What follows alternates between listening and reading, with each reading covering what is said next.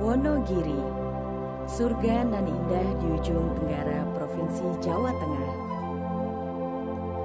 Tanah di mana deretan pantai selatan yang menawan berpadu dengan hijaunya sawah dan hutan. Menikmati panorama alam menggunakan para layang, berkeliling waduk Gajah Mungkur dengan perahu bermotor, serta mencoba aneka olahan ikan dan kuliner tradisional menjadi pengalaman berkesan.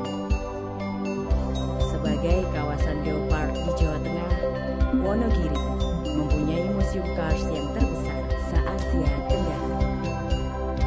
Dan tak lupa, kearifan lokal yang mendunia seperti wayang kulit dan batik tulis.